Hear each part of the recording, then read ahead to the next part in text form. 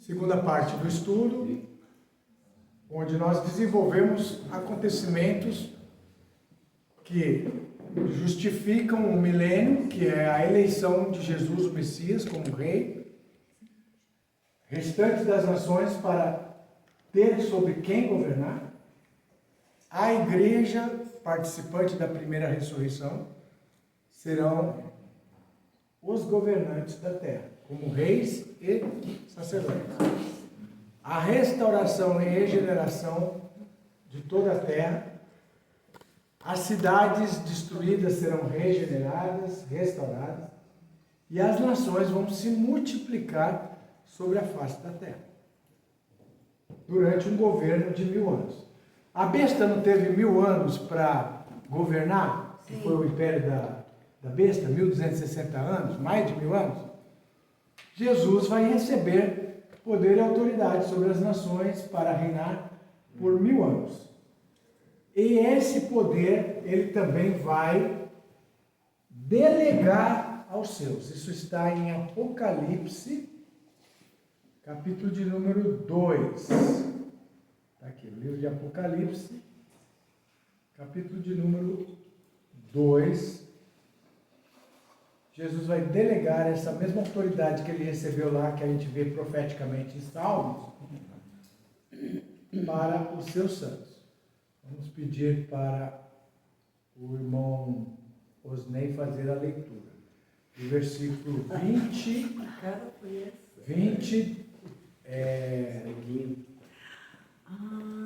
Cadê o óculos? Desculpa aqui. 26 ao 28. Aqui, irmão. Fala alto só. Aquele que vencer e fizer a minha vontade até o fim, darei autoridade sobre as nações. Ele as governará com cetro de ferro e as despedaçará como a um vaso de barro. Eu lhe darei a mesma autoridade que recebi de meu Pai, também lhe darei a estrela da manhã. Está vendo? Jesus vai dar a mesma autoridade que ele recebeu do Pai para nós. Amém. Para reinarmos sobre as nações. Você quer a autoridade que o Pai deu para o Filho, para ti também? Eu quero muito. Amém. Quero demais. Queremos, né?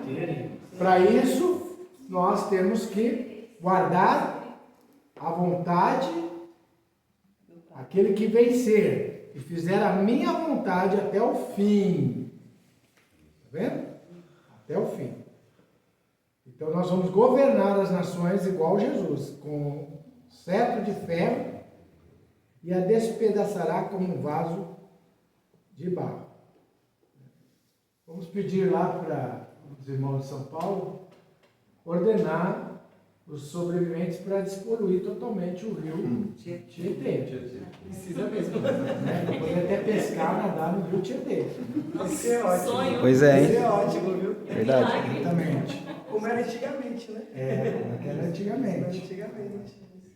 Então vai ser um período de regeneração. Tiveram 1000 anos para degenerar a terra no primeiro milênio. Desde o paraíso até o mundo antes do dilúvio.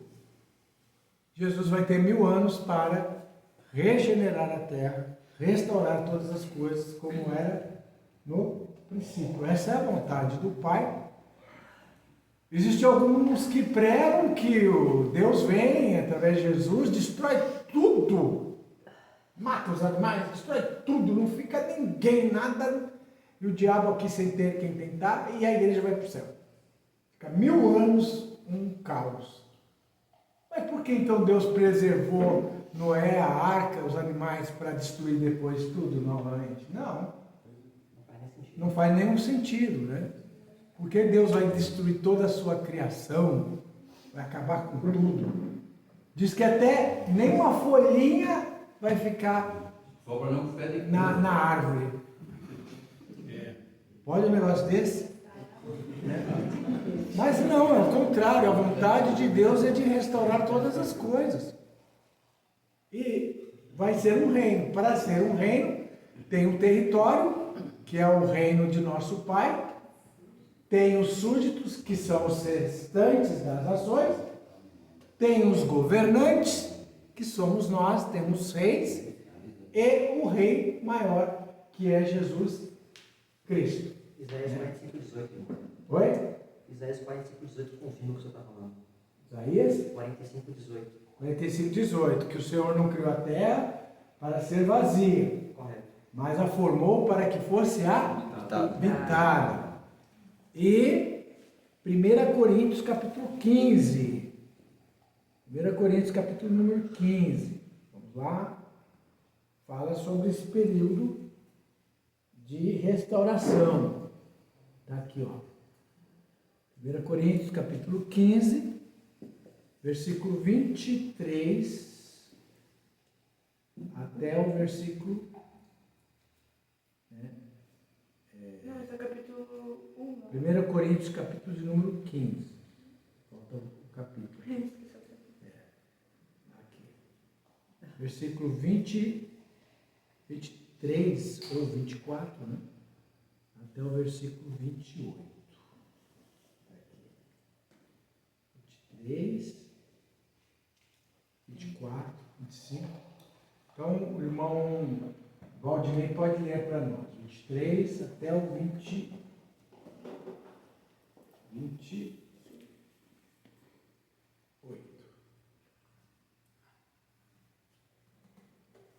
Mas cada um por sua vez, Cristo, o primeiro, depois, quando ele vier, os que lhe pertencem. Então virá o fim, quando ele entregar o reino a Deus, o Pai, depois de ter destruído todo o domínio, toda a autoridade e todo o poder. Pois é necessário que ele reine até que todos os seus inimigos sejam postos debaixo de seus pés. O último inimigo a ser destruído é a morte, porque ele tudo sujeitou debaixo de seus pés. Ora, quando se diz que tudo lhe foi sujeito, fica claro que isso não inclui o próprio Deus, que tudo submeteu a Cristo. Quando, porém, tudo lhe estiver sujeito, então o próprio Filho se sujeitará àquele que todas as coisas lhe sujeitou, a fim de que Deus seja tudo em todos. Amém. Amém. Louvado seja Deus. Então, Jesus ele vai receber toda a autoridade, todos os poderes serão sujeitos a ele. Aqueles que não quiserem se sujeitar serão destruídos.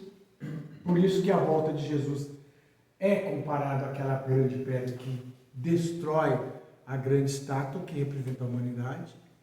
Correto?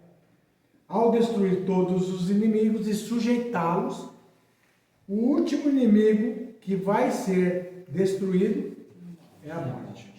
Nós vamos ver a morte sendo destruída só depois do julgamento lá do trono branco. Ela é aniquilada no lago de fogo. A segunda morte. Porque convém que ele reine até que ponha todos os inimigos debaixo de seus pés. Logicamente, o único que não está sujeito é o próprio Deus. Aqui destrói trindade. Né? Exatamente. Jesus está sujeito ao Pai. Né? E aí, quando ele entregar o reino a Deus, o Pai, Deus será tudo em todos. Por isso que a Nova Jerusalém ela desce dos céus após o último inimigo ser destruído. Enquanto não for destruído o último inimigo, que é a morte, e todas as coisas estarem restauradas dentro da perfeita vontade de Deus, Deus, o Eterno, o Criador, não desce dos céus. Aí, estando tudo perfeito, novos céus e nova terra. Aí o Criador, ele desce com a Nova Jerusalém. Onde que está a igreja em Jesus Cristo? Na terra. Aqui na terra. Vai ser igual um casamento. A noiva chegando, ataviada como uma esposa, para o seu marido. O marido, que é a igreja, está aqui na terra. Certo? Todas as coisas purificadas, todo o mal destruído. Não haverá mais pranto, nem tristeza, nem clamor. Todas as coisas passaram. É nesse sentido que a memória já vai começar Esquecer das coisas ruins. É tudo perfeição. Enxugar essas lágrimas também. Exatamente. Deus enxugará de todas as suas lágrimas. Não haverá mais maldição, nem morte, nem clamor. Não haverá mais hoje, não haverá nenhum amor pelos olhos de Jesus e tocarei seu corpo, enfim.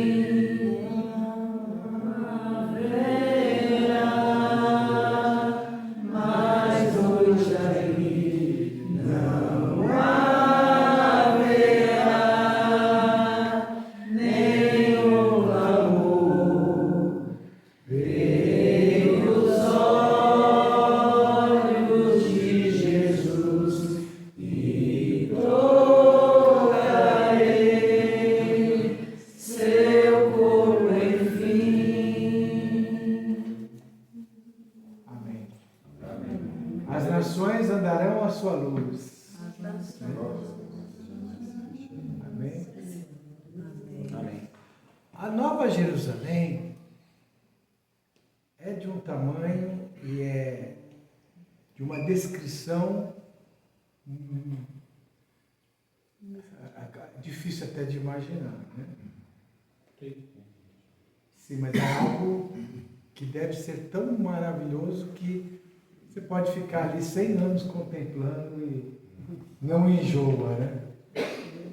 As suas ruas de ouro, o rio da vida de cristal, água límpida como cristal, né? E a decoração dos muros forma as cores do arco celeste. Quando chove e o sol aparece, as cores das pedras preciosas formam esses tons do arco celeste, né? Imagina seus muros de jaspe, coisa maravilhosa, né? E quando Deus criou todas as coisas, Ele falou no sexto dia, e viu Deus que tudo era muito bom. Imagina, o Criador dizer que era muito bom. Enquanto Ele criava era bom, mas quando chegou o todo da criação, era esse que era muito bom. Vai ter que chegar a essa perfeição. Muito bom. Nossa. Amém? Amém. Glória a Deus. O juízo do trono branco, ele é conhecido dentro das Sagradas Escrituras.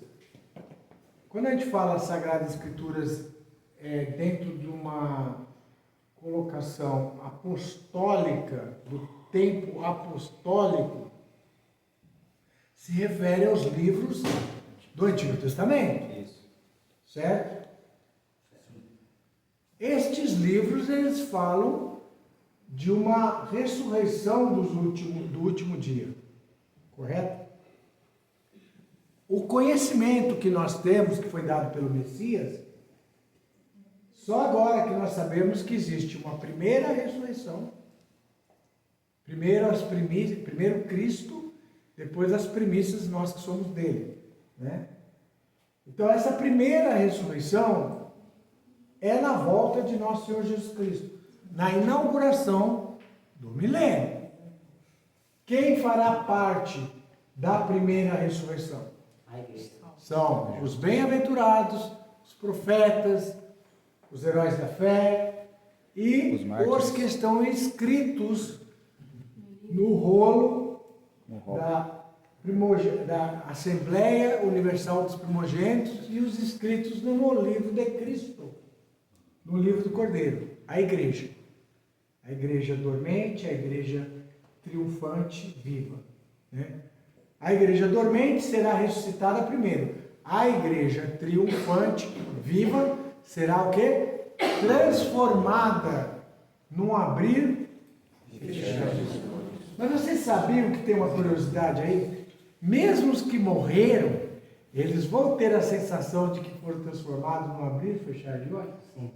Porque a morte é um sono bem pesado que não tem consciência de tempo. Não tem consciência de tempo. Então a pessoa, ela dormiu e abriu os olhos, já na volta de Jesus transformado. Maravilha? Maravilha. Então não existe tempo para quem está morto. Ele vai abrir os olhos dele com a mesma sensação de que o encontro dele foi no dia da morte de nosso Senhor Jesus. Irmão, não durma não, senão a Bíblia vai cair da sua mão.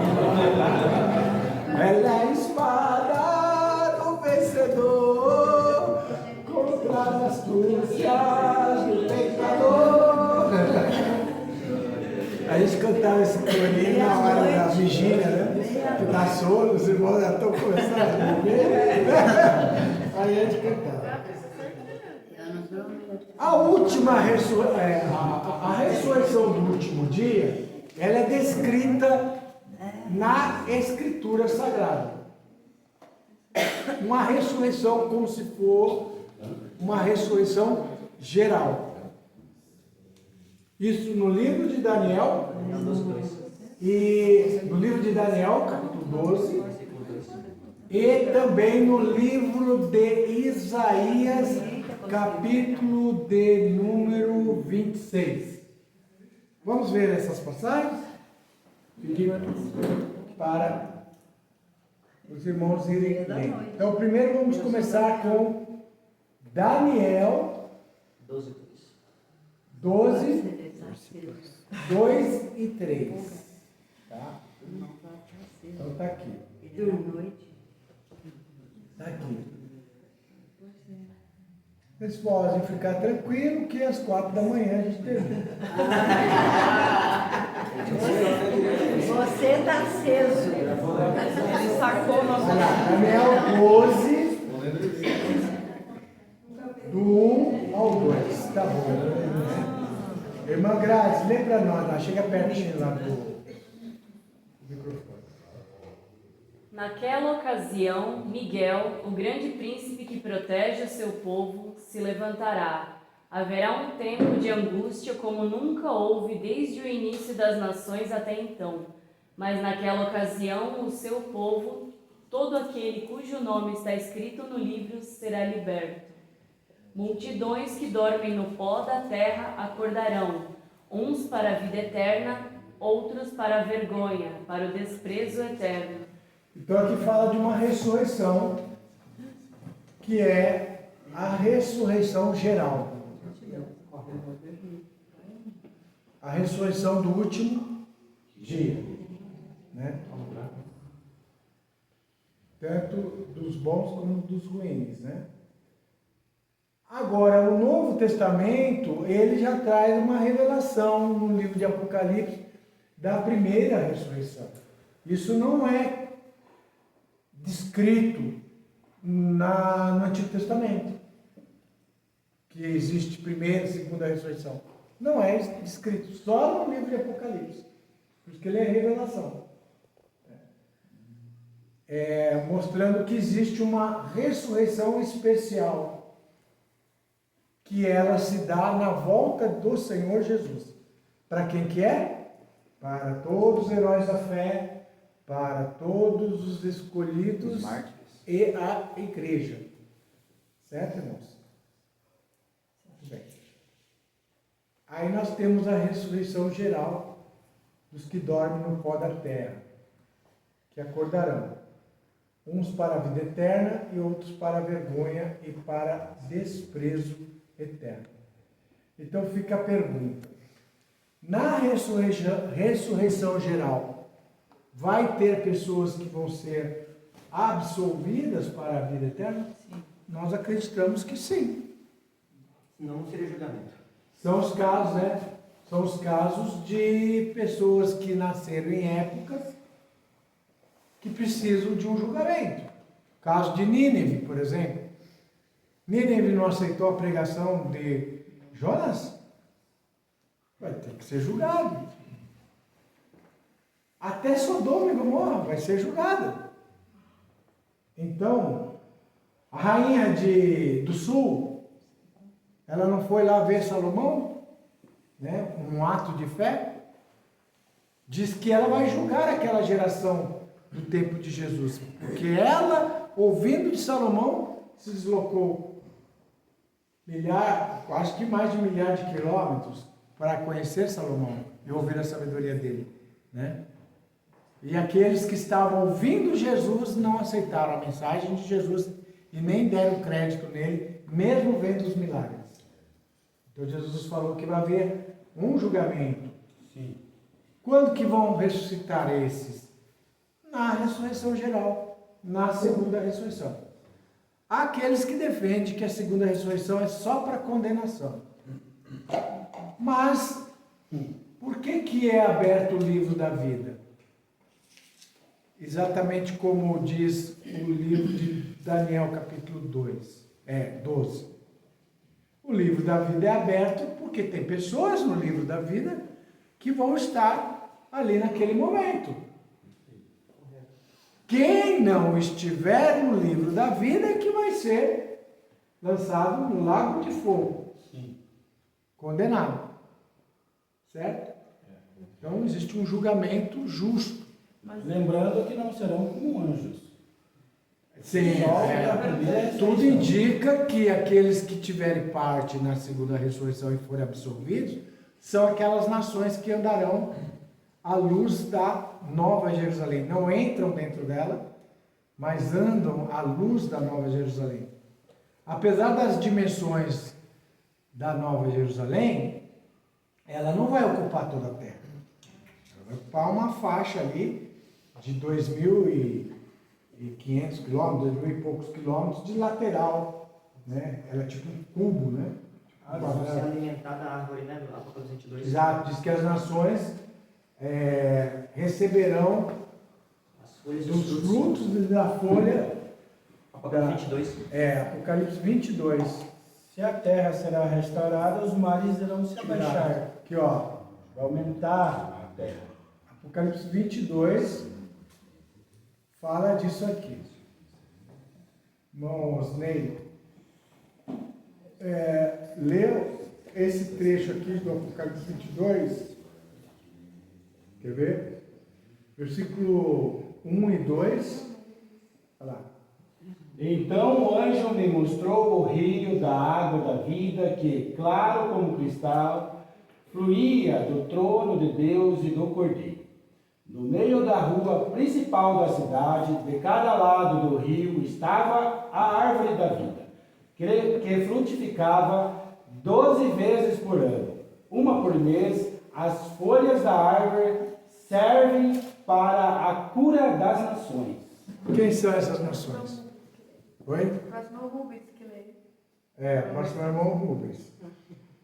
Qual as nações? Os restantes. Os restantes. Porque no final do milênio vai haver uma revolta.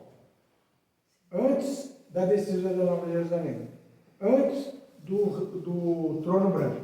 Do julgamento do trono branco. Apocalipse 20 fala de uma revolta de nações que estão sobre a face da terra. Quem são essas nações? São as nações que multiplicaram na condição humana, ainda existindo a morte.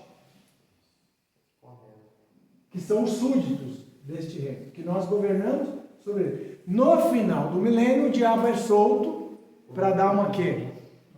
Uma peneirada. Por que Deus permite isso? Porque essas nações não experimentaram a tentação do Satanás. Deus não estaria sendo justo com as outras nações que experimentaram a tentação do diabo. Correto. Então, é permitido que o diabo faça uma tentação para poder peneirar quem é e quem não é. Dessas nações. Os santos do Altíssimo não tem mais perigo. Já está livre da morte, está livre do pecado, dessa sedução. Eles vão correr a largura da terra e vão cercar a cidade amada Jerusalém terrena, sede do governo de Cristo. É a sede do governo de Cristo. Mas fogo do céu vai cair, plasma novamente, e devorar dessas nações. Certo?